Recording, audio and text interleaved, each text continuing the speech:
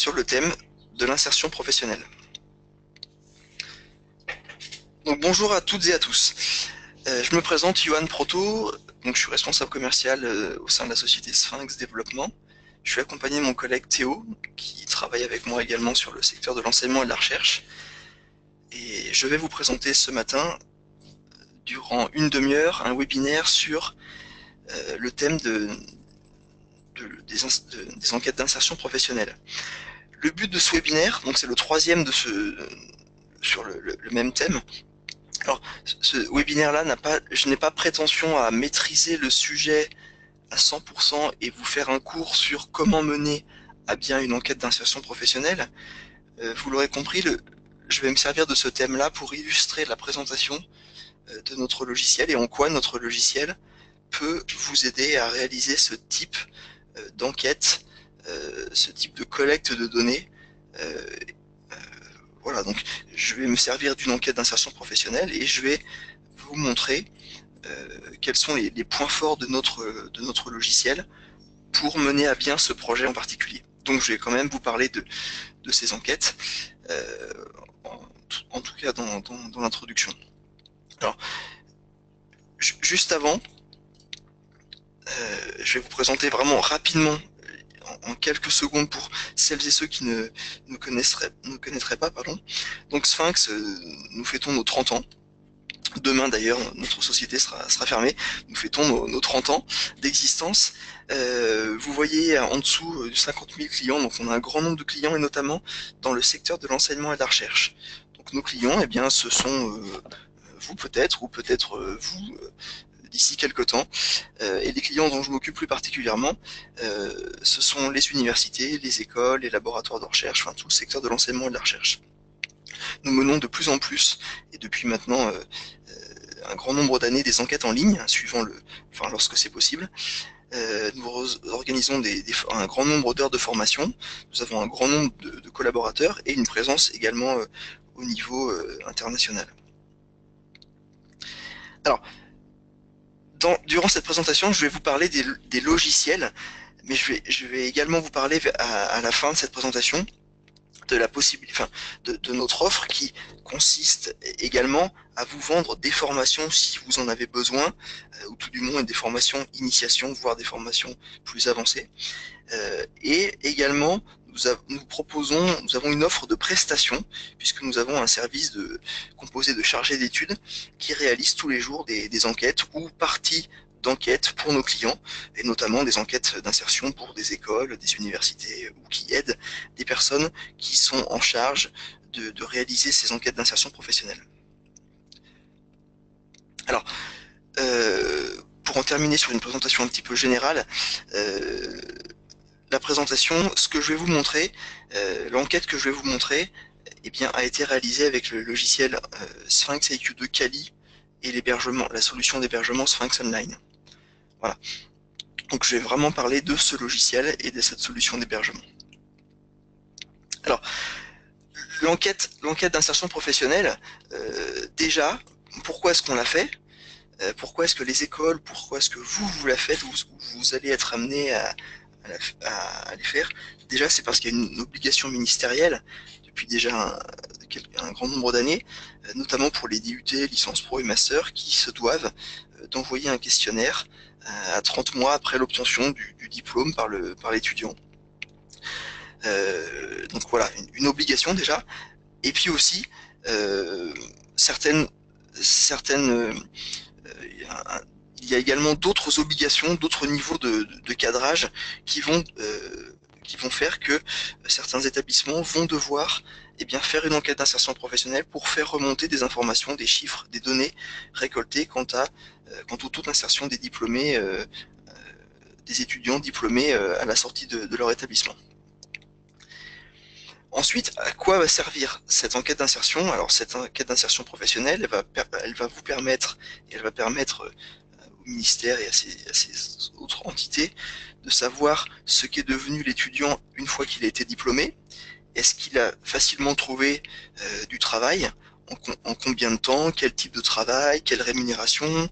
Est-ce que celui-ci est satisfait du diplôme qu'il a suivi, dans le sens où est-ce qu'il il estime que le diplôme qu'il a obtenu l'a aidé à trouver plus ou moins rapidement du travail. Ça peut ça peut également permettre aux établissements de mettre en évidence des éventuelles améliorations apportées au sein de l'établissement euh, pour faciliter l'entrée dans la vie professionnelle du jeune diplômé. Et ça permet également de mettre en avant pour l'établissement, pour l'université, pour l'école, les diplômes qu'elle propose.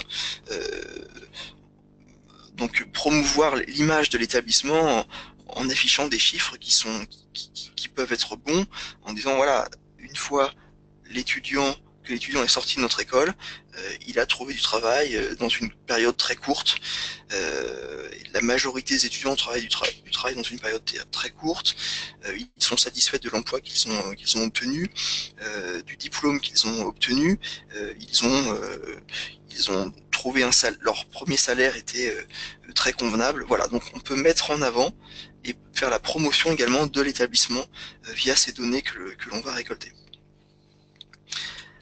En termes de méthodologie maintenant, pour entrer un peu plus dans le détail et dans le vif du sujet, comment sont amenés à travailler un grand nombre d'établissements, et vous peut-être d'ailleurs, voire sûrement. Il y a différentes phases lorsque l'on s'apprête à diffuser une enquête d'insertion professionnelle à nos, à nos anciens étudiants, à nos nouveaux diplômés.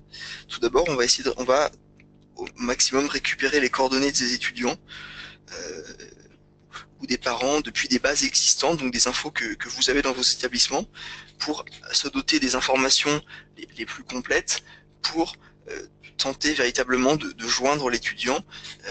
Pourquoi? Parce que l'on veut un taux de réponse maximum. Et que dans ce cas-là, il faut il faut que vous puissiez voir avec les informations que vous détenez sur les étudiants, celles-ci sont-elles bonnes, celles-ci vont-elles vous permettre de le contacter. Ensuite, il peut exister, certains établissements le font, une phase d'information et qui va également permettre de consolider les coordonnées qu'elles avaient sur les étudiants. Donc on peut envoyer un mail aux étudiants pour les informer de l'enquête d'insertion professionnelle qui va arriver dans quelques mois. Si on a des retours de mail comme quoi le mail n'est pas bon, dans ce cas-là, on va par d'autres moyens tenter de retrouver le mail de l'étudiant pour réussir à le contacter. On va tenter également cette information ou cette consolidation des données peut se faire également par téléphone. Voilà, donc le but c'est d'informer l'étudiant et de voir si les informations que l'on a sont bonnes, et si ce n'est pas le cas, de trouver les bonnes informations pour les étudiants dont on n'aurait pas les informations. Ensuite, donc l'établissement va, après avoir rédigé une enquête, je vous montrerai tout à l'heure une enquête d'insertion, va diffuser le lien de l'enquête à la base des emails que l'on a vérifié, que l'on a consolidé. Alors, on peut faire une enquête en ligne, certains établissements vont peut-être préférer une enquête en version papier, qui sera soit saisie à la main, soit en utilisant notre module d'acquisition par scanner pour éviter une partie de travail un peu fastidieuse de saisie à la main des questionnaires. Mais voilà, donc envoi du questionnaire en ligne ou en papier. L'envoi du questionnaire par emailing, ce qui est intéressant par l'emailing, c'est que l'on peut faire une relance automatique, une première vague, une deuxième vague, éventuellement une troisième, pour relancer les personnes qui n'auraient pas répondu jusqu'alors. Ensuite, ce qui est souvent utilisé dans le cadre des enquêtes d'insertion professionnelle, c'est le fait de pouvoir relancer par téléphone les non-répondants. Alors, pour cela, Sphinx, depuis quelques années, propose à certains établissements l'utilisation d'une plateforme de gestion des rappels avec différents accès. Pourquoi? Pour que des personnes, différents employés, différents étudiants éventuellement, aient accès à une base des personnes qui n'ont pas encore répondu, dont vous avez les numéros de téléphone, et pour que ces personnes puissent les rappeler et administrer cette fois-ci l'enquête par téléphone. Voilà. Ensuite, une fois qu'on a récolté un maximum de réponses de la part des étudiants, eh bien, arrive la phase d'analyse des données récoltées et la phase de génération d'un document de synthèse des résultats, ou tout du moins de différents supports ou rapports ou graphiques que l'on va pouvoir mettre en avant sur le site de l'école pour promouvoir le ou les diplômes de l'école. Voilà donc pour le déroulé de la méthodologie qui est souvent utilisée par certains établissements, par vous-même, par d'autres établissements. Après, il se peut qu'il y ait une étape en plus. Hein, comme je vous disais, j'ai pas la prétention de vous dire voilà, c'est la recette, la bonne recette à respecter. Ça fait partie des grandes étapes qui sont souvent utilisées. Il peut y en avoir d'autres. Vous pouvez en faire un petit peu moins aussi en fonction des, des, du temps que vous avez, des outils que vous avez, mais voilà. En tout cas, moi, je vais me servir de cette trame pour vous montrer après euh, le questionnaire. Enfin, un questionnaire, oui. Donc là, je vais revenir simplement en ouvrant une fenêtre. C'est un email que je me suis envoyé hier en préparant ce webinaire, donc via l'emailing Sphinx Online que certains d'entre vous connaissez peut-être. Donc voilà, donc un emailing classique. J'ai simplement repris le petit logo de l'université que j'ai inventé pour le cadre de la démonstration, la Sphinx Université. Et puis le message classique de l'emailing avec le lien de l'enquête.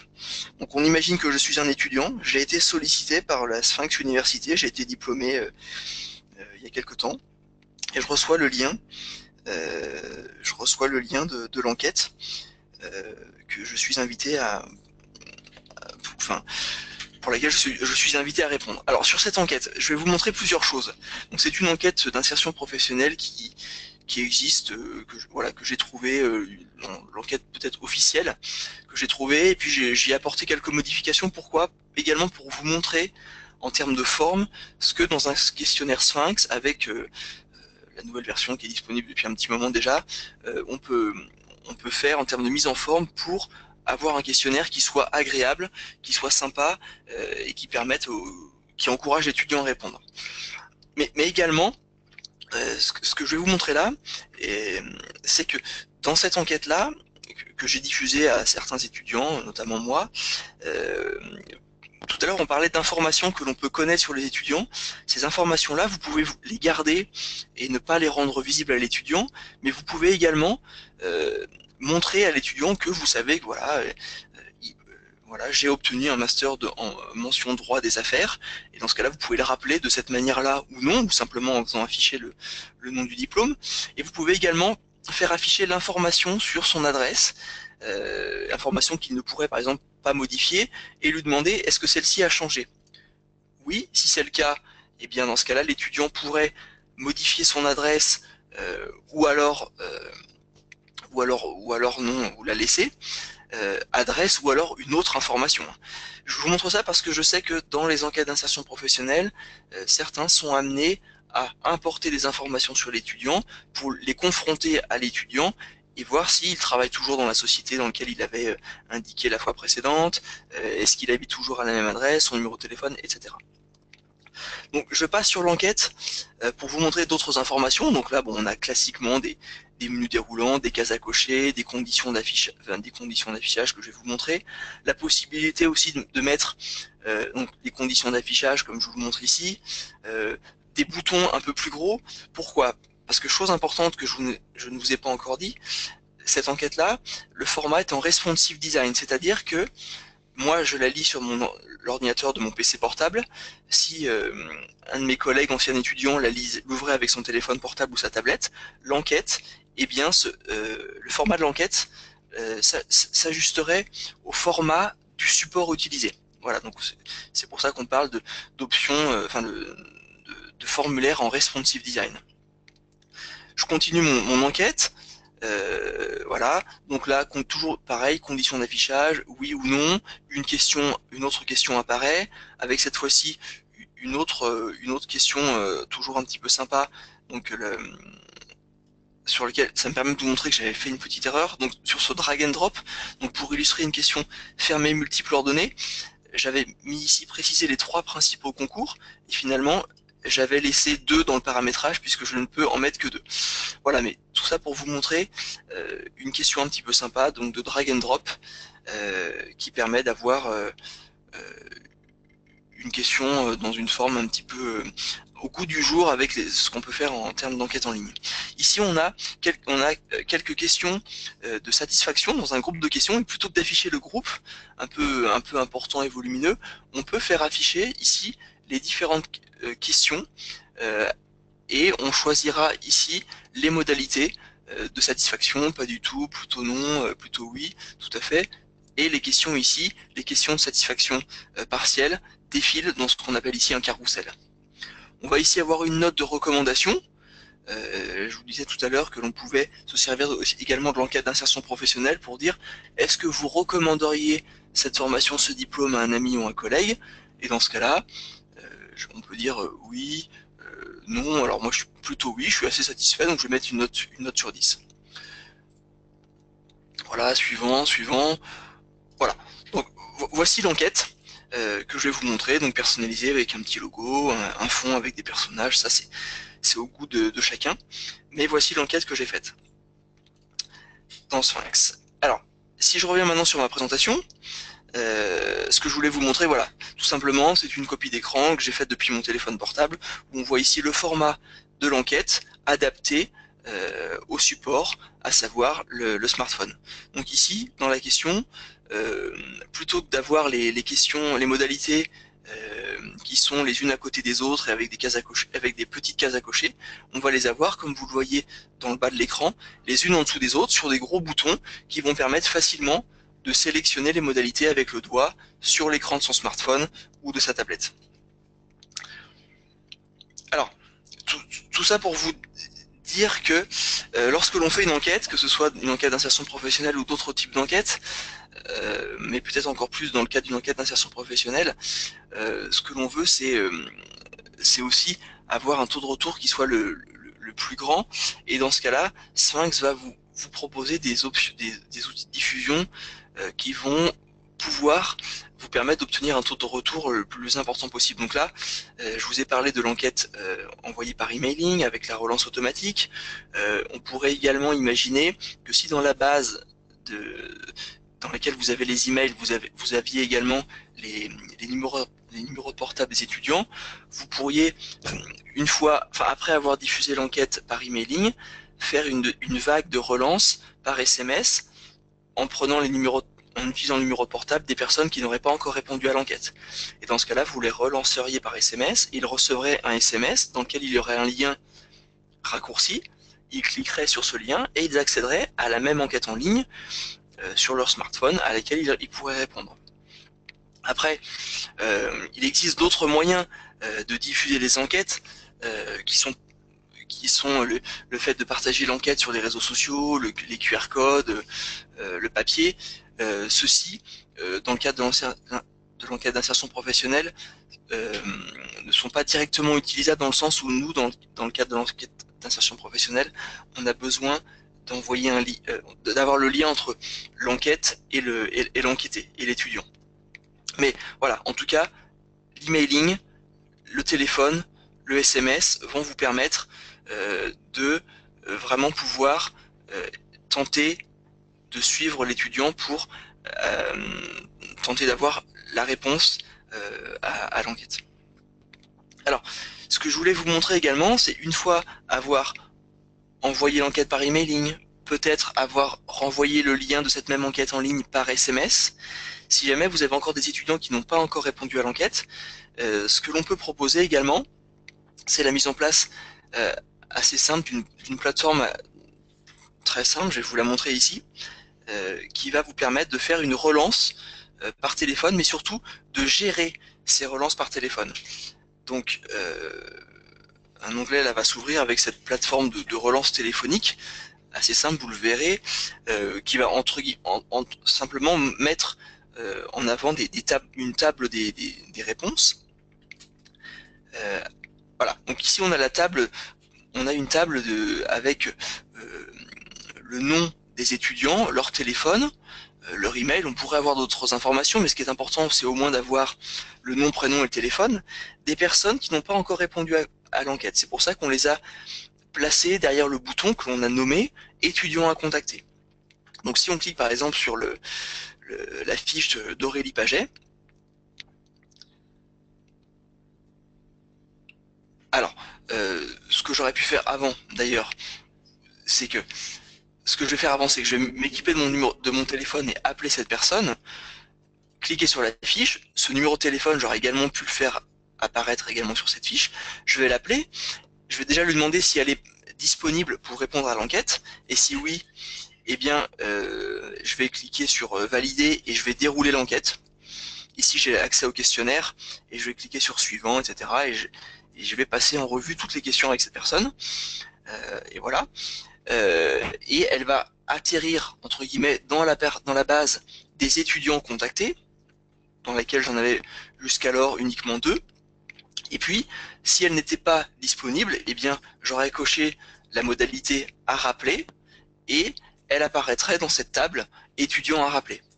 Alors, ce système est un système qui n'est pas automatisé, ce n'est pas un vrai système d'enquête par téléphone, à savoir que c'est à moi de prendre mon téléphone, de composer le numéro, et c'est à moi, dans ce cas-là, d'indiquer à la main à quel moment l'étudiant souhaiterait que je le rappelle, pour que moi je sache à quel moment le rappeler.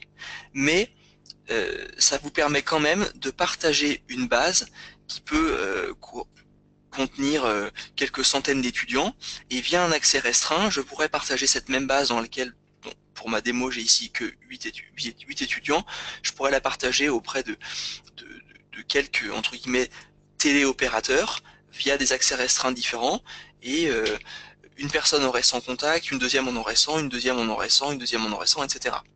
Et ces personnes-là, leur travail, ce serait d'appeler les étudiants et de transformer, dans la mesure du possible, une personne à contacter en personne ayant été contactée.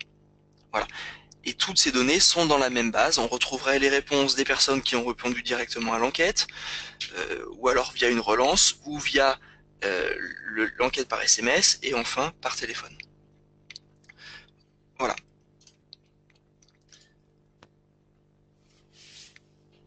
Donc, après avoir montré cette table, enfin cet environnement qui va vous permettre de, eh bien, de contacter les personnes qui n'auraient pas encore répondu, maintenant ce que je vais vous montrer, c'est quelle analyse, quel type d'analyse et quels différents formats d'analyse on pourrait faire dans Sphinx et de quelle manière on peut les communiquer, les partager, les rendre accessibles.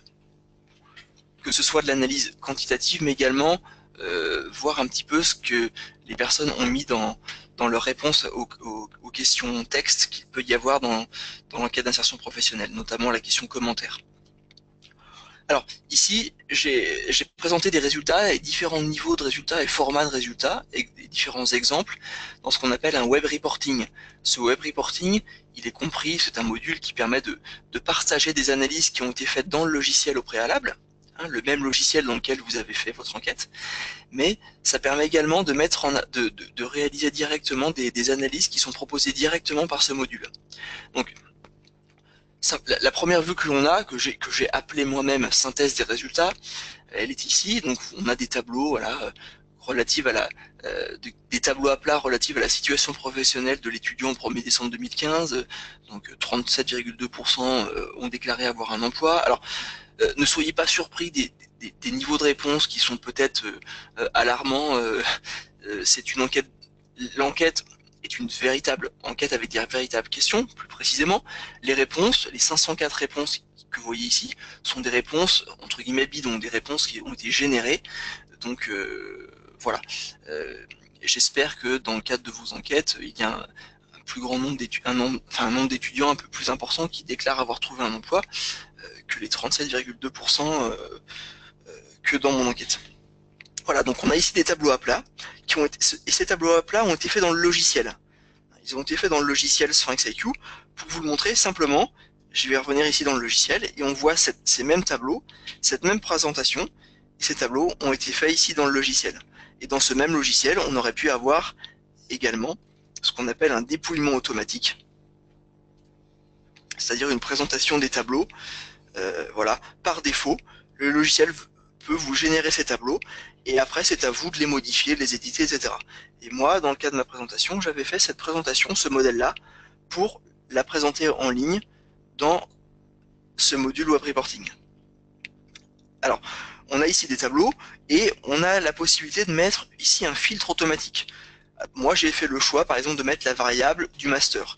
Et je pourrais zoomer en cochant un diplôme en particulier, le valider, et ces tableaux s'actualiseraient en fonction, cette fois-ci, non pas des 503 observations que j'avais, mais des 61 réponses des 61 étudiants qui ont obtenu un diplôme de master de mention de droit de la santé. Voilà. Ce que je veux également vous montrer, c'est une autre synthèse des résultats qui a été faite dans un environnement qui est tout nouveau, que certains d'entre vous peut-être testaient déjà, que l'on a appelé en langage un peu technique le dashboard. Cet outil, c'est un outil de création de tableaux et d'analyse qu'on appelle également un outil de data visualisation. Donc data visualisation, le mot peut faire peut-être un peu prétentieux, mais c'est dans l'air du temps de présenter des analyses et de les rendre le plus entre guillemets sexy possible, mais également dynamique, pour pouvoir partager par exemple une fiche de synthèse sur l'état de l'insertion professionnelle de votre établissement, combien travaillent en France, combien travaillent à l'étranger, quel est le salaire moyen, etc. Dynamique pourquoi? Alors déjà parce que lorsque l'on va faire un survol des différentes modalités, on va avoir une information dans une infobulle, et si je clique ici sur les personnes qui ont déclaré avoir un emploi, on va voir que les autres tableaux, par le biais d'un filtre, vont s'actualiser pour afficher ici eh bien, les informations relatives au travail en France à l'étranger, ou au salaire, ou à la note de recommandation, ou au type de contrat, vont s'actualiser en fonction de la population précise des gens qui ont déclaré avoir trouvé un emploi, ou des gens qui n'ont pas encore d'emploi mais qui sont en recherche. Voilà. Donc cet outil, le dashboard, va être disponible à la rentrée prochaine et va permettre d'analyser des données, d'obtenir des représentations graphiques beaucoup plus sympas, beaucoup plus graphiques, et va permettre également de communiquer, comme on pouvait déjà le faire, mais en ligne, des rapports, mais de manière beaucoup plus dynamique et d'une certaine manière beaucoup plus puissante dans la représentation. Un autre exemple de ce qu'il serait possible de faire, toujours avec cet outil de data visualisation qui sera disponible prochainement. Dans cette page-là, que j'ai appelée analyse croisée, j'ai effectivement fait quelque chose qui n'est pas très, enfin, assez simple, hein. J'ai simplement croisé ici le diplôme avec la note de recommandation. A priori, c'est les gens du master de mention droit public qui ont donné la note la plus haute sur 10 pour à la question quelle est la probabilité que je recommande cette formation à un ami. Et si je clique maintenant sur les personnes qui ont de ce master-là et qui ont donné une note de 8 sur 10, eh bien, je vais être capable dynamiquement de faire afficher les réponses à la question de la même enquête que je vous ai montré, à la question observation-commentaire, pour faire afficher ici la réponse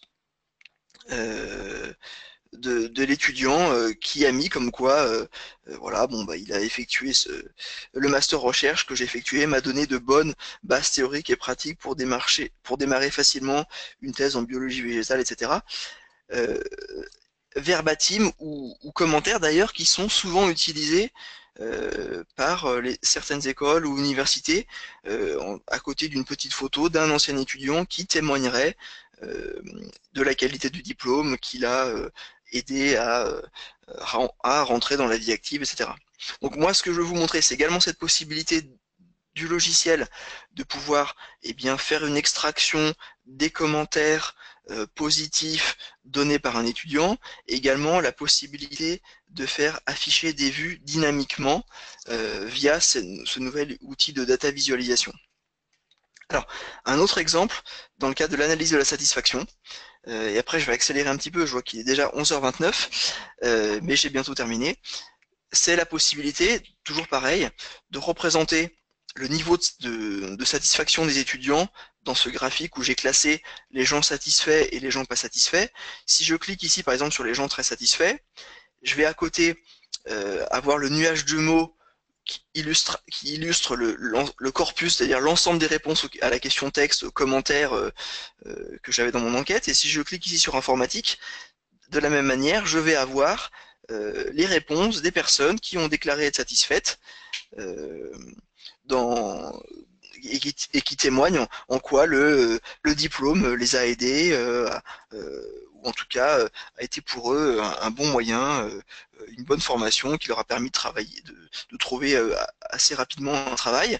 Et également, à l'inverse, quelqu'un qui indique qu'il n'est pas très satisfait.